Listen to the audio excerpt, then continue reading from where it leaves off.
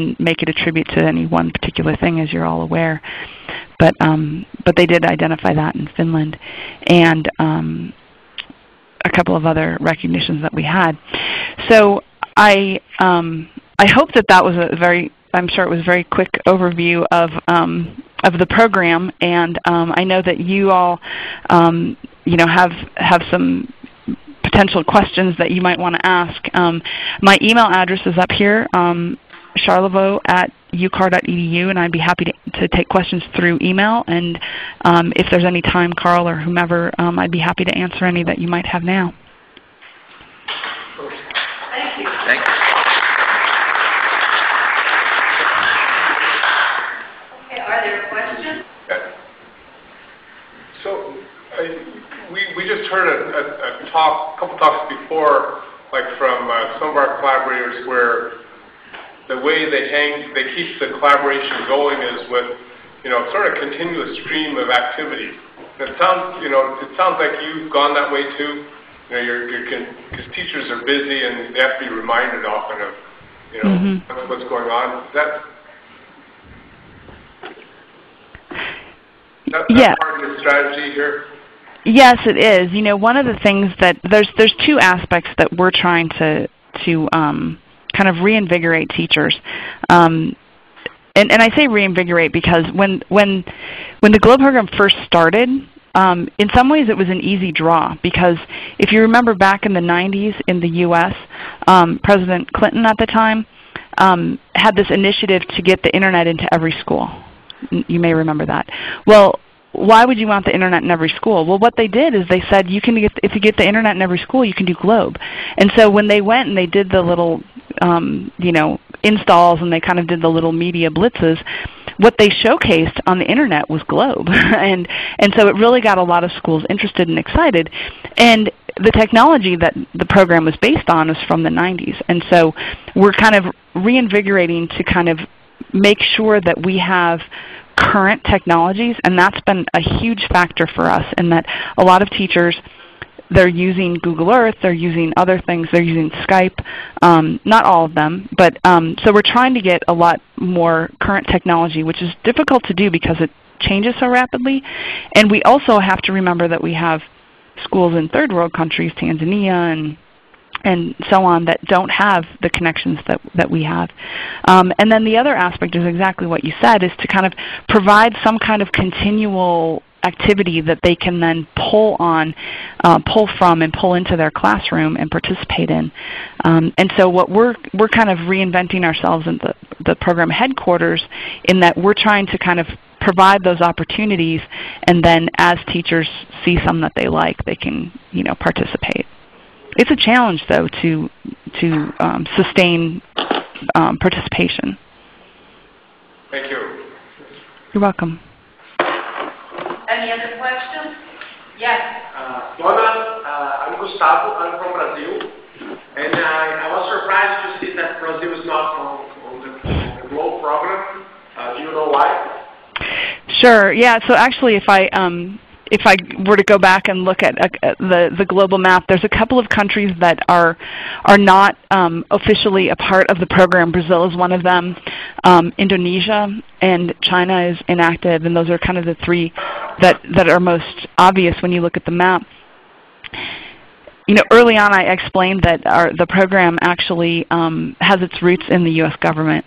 And so there's a lot of political aspects to the program that have nothing to do really with the program, but more about implementing things. And my cohort, or my counterpart in the international division, has been working with the State Department and the government of Brazil for a couple of years now to actually get the program officially integrated and adopted by the country. But it's a challenging process, and they're very close to coming to an agreement. But when you're talking about programs that are sponsored by the government, there's always lots of questions associated with it, and so they're trying to kind of iron out all of those things. Yeah, we've in some ways we've taken I think there might have been a little bit of top-down. GHOU has kind of been a bottom-up grow from the grassroots. We're sort of the Ewoks in the story. And we're sort of the Ewok strategy.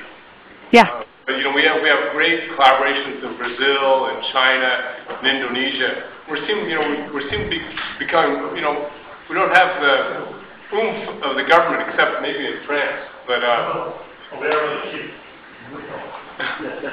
but again, I think we do, maybe that's the way we can work together. But we do have these really good collaborators in Brazil, China, Indonesia, India. That's fabulous. That's really fabulous. Congratulations on that. That's an achievement. Okay, one question. Well, I just want to say hello to Donna. My name is Connie Walker, and I direct Global Night, and thank you for mentioning it. Yes.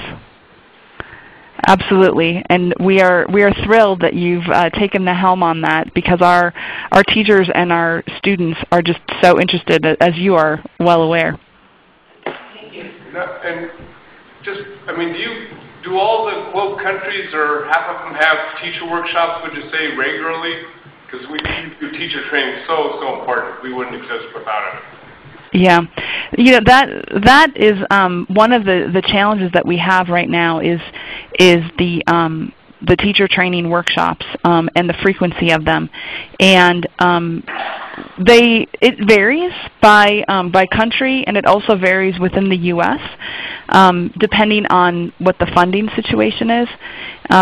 One of the things that we're developing out that we're going to have within the next probably 9 months is the initial development of a Globe e-teacher, so that a teacher could go onto the website and could get some minimal training so that they could become a Globe teacher and they could start to do a little bit of Globe until they were able to actually go to a physical face-to-face training.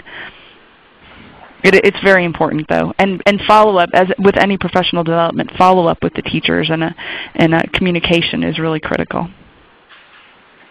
Yeah, is there comments or questions? I just have a question. Yes. Donna, my name is Martin White. I'm a high school teacher in Spain in an international school. I'm curious to know if anybody from Spain has contacted you about collaboration. I'm just curious. That's a good question, and I don't know, but I'm probably not the best person to ask, because most of the international questions end up going to Teresa Kennedy.